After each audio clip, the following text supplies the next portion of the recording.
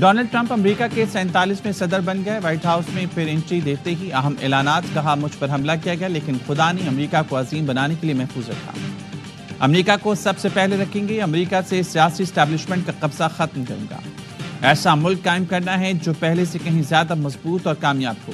Mexico سرحد پر قومی emergency اور فوج تعیناتی کا اعلان۔ غیر قانونی تارکین وطن کو فوری واپس بھیج دیا جائے گا۔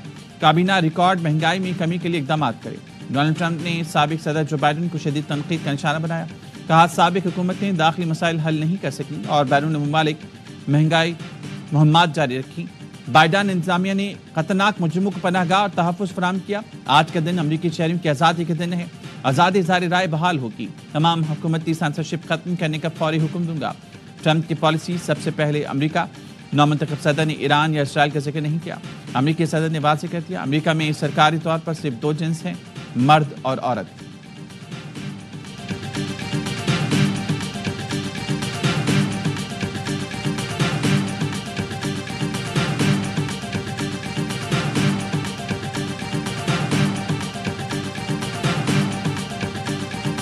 حلف برداری سے پہلے جو بائیڈن نے وائٹ ہاؤس میں ٹرمپ کو چائے پلائی، دونوں ایک ہی گاڑی میں کیپٹل ہل روانہ ہوئے۔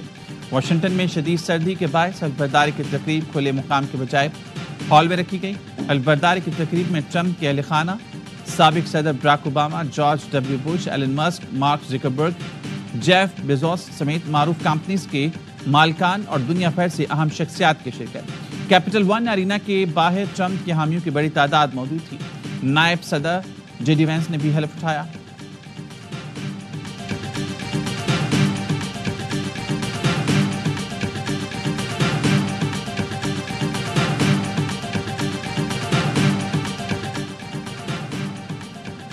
صدر ٹرمپ کے اعزاز میں کیپٹل ون ارینا میں رنگا رنگ تقریب سے خطاب میں صدر ٹرمپ نے کہا بائیڈن حکومت کے کم از کم 80 تباہ کن ایگزیکٹو آرڈرز کو منسوخ کریں گے۔ 6 جنوری کے یرغمالیوں سمیت کئی ملزمان کی عام معافی پر دستخط کرنے جا رہا ہوں۔ بائیڈن دور میں آف شور ڈرلنگ پر عائد پابندی ختم کریں گے۔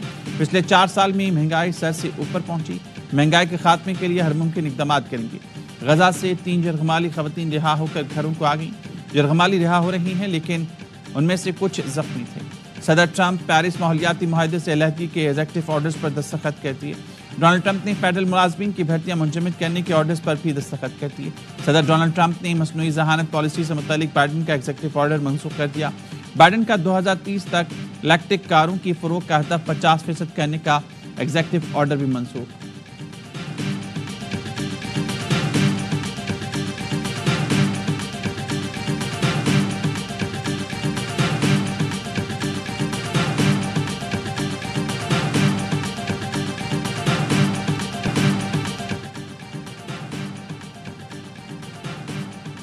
صدر مملکت آصف علی زرداری، وزیراعظم شہباز شریف کی ڈونلڈ ٹرمپ کو حلف اٹھانے پر مبارکباد۔ شہباز شریف نے کہا پاکستان اور امریکہ میں شراکت داری مزید مضبوط کرنے کے لیے مل کر کام کریں گے۔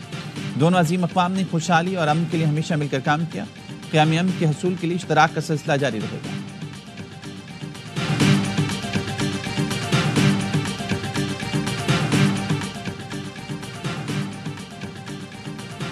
ٹرمپ روایتی سیاستدان نہیں، ٹرمپ اور بانی پی ٹی آئی کی پالیسیاں ایک جیسی ہیں۔ مشاہد حسین سید کہتے ہیں ٹرمپ اسٹیٹ ڈپارٹمنٹ کی رپورٹ نہیں، پاکستان کے نام پر بانی پی ٹی آئی کو دیکھے گا۔ ٹرمپ واحد امریکی صدر تھا جس نے کہا کشمیر پر ثالثی کے لیے تیار ہوں۔ شہباز شریف کی مقبولیت اتنی ہے کہ بائیڈن نے خط کا جواب تک نہ دیا۔ بانی پی ٹی آئی کی امریکہ میں لابی بہت مضبوط ہے۔ امریکہ بانی پی ٹی آئی کی رہائی کے لیے پاکستان پر کسی اور معاملے پر دباؤ ڈالے گا۔ خطے میں امریکی خارجہ پالیسی کے لیے پاکستان کی ضرورت ہے۔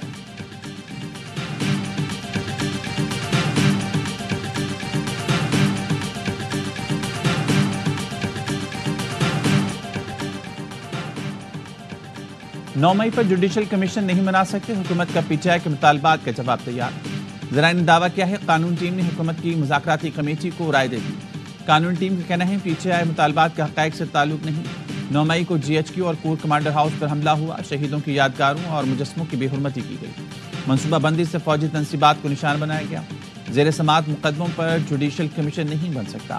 9 مئی مقدموں کے عدالتوں میں چلان پیش ہو چکے، کوئی ملزم سیاسی قیدی نہیں۔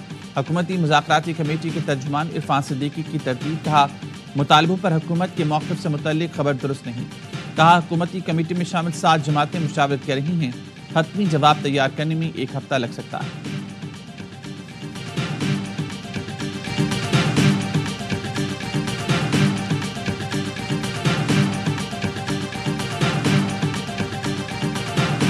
کمیشن بنانے کے لیے کوئی لیگل ریکوائرمنٹ نہیں ہے۔ میرا خیال ہے کہ کمیشن انشاءاللہ تعالی بنے گا۔ خان صاحب کی ہدایت یہی ہے کہ آگے ہماری پھر مذاکرات مزید نہیں ہوں گے۔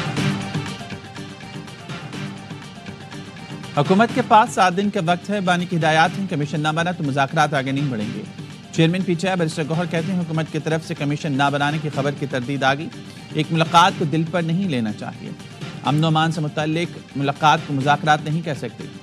صحافی نے سوال کیا، اس دن تو آپ کہہ رہے تھے سیاسی امور پر بات ہوئی۔ چیئرمین پی ٹی آئی نے کہا اس دن بھی یہی کہا تھا، ملاقاتیں ہوتی رہتی ہیں۔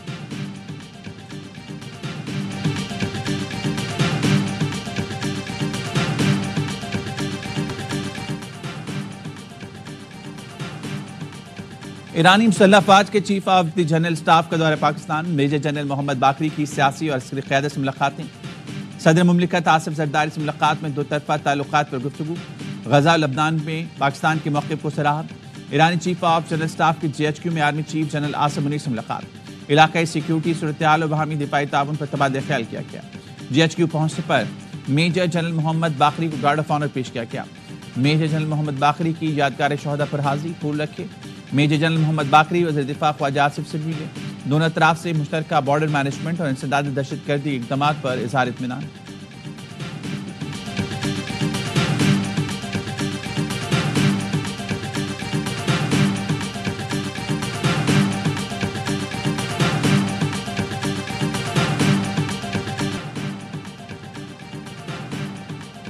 مراکش کشتی حادثہ نہیں، قتل عام تھا، کشتی میں سوار بیشتر لوگ تشدد اور سرد موسم سے ہلاک ہوئے۔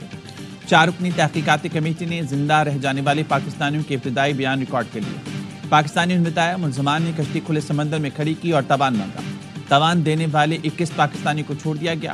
کشتی میں موجود افراد کو کھانے پینے کی قلت کا بھی سامنا تھا۔ ذرائع کا کہنا ہے کشتی انٹرنیشنل ہیومن ٹریفکنگ ریکس کی نگرانی میں تھی، اس میں سینیگال اور موریٹانیہ اور مراکش کے اسمگلرز ہیں۔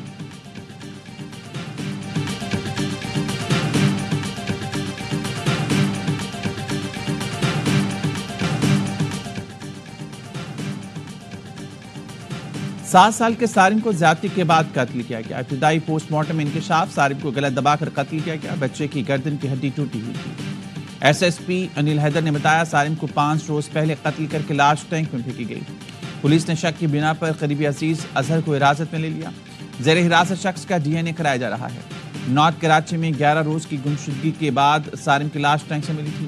اس دوران پولیس نے صرف 1 بار ٹینک چیک کیا، اپارٹمنٹ کے اندر بھی چھان بین نہ کی۔ سارم کی موت کے بعد پولیس کو ہوش آیا، CIA اسپیشلائزڈ یونٹ نے چھاپہ مار کر خالی فلیٹس کو سرچ کیا، پرانی کھڑی گاڑیوں کو بھی سراغ رساں کتوں سے چیک کیا گیا۔ 2 مشتبہ افراد کو حراست میں لیا گیا، شبہ ظاہر کیا کہ سارم کو باہر نہیں لے جایا گیا تھا۔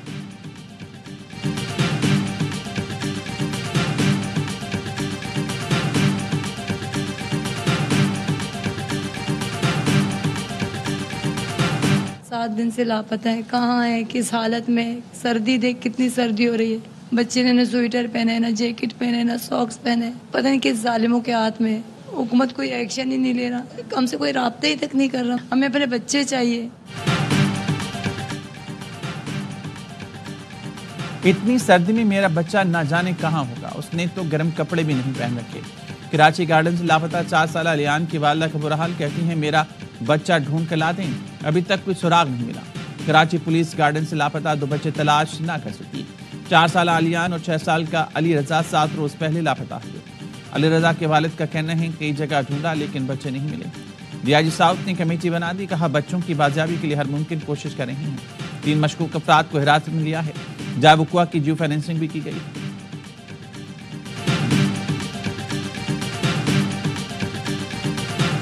پاکستانی اہل فلسطین کے ساتھ کھڑے ہوئے، پاکستانی اپنی تمام تر خراب معیشت کے باوجود انہوں نے ان پروڈکٹس کا بائیکاٹ کیا جو اسرائیل کو فائدہ پہنچانے والی ہیں۔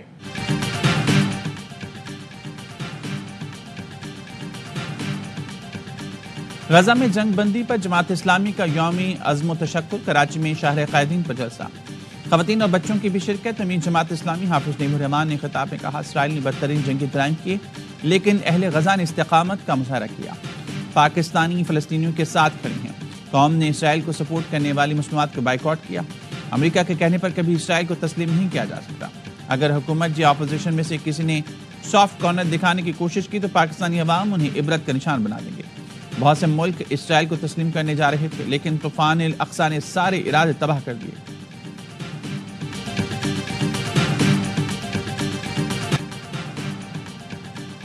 بلوچستان، خیبر پختونخوا، کشمیر میں برفباری کا سلسلہ جاری۔ کوئٹہ، مستونگ، کویک ٹاپ، خانوزئی، کان مہتزئی برف سے ڈھک ہے۔ زیارت میں 3 انچ تک برف پڑی۔ شوگران، کاغان اور ناران میں ہر سو سفیدی، پارا -6 تک گر گیا۔ ملم جبہ، کلام اور مہدم میں برفباری کے پاس سیاحوں کی آمد۔ آزاد کشمیر کے وادی نیلم اور وادی لیپا میں بھی شدید برفباری۔ گریس ویلی میں 10 انچ برف پڑ چکی۔ عام شاہراہ سمیت متعدد رابطہ سڑکیں بند۔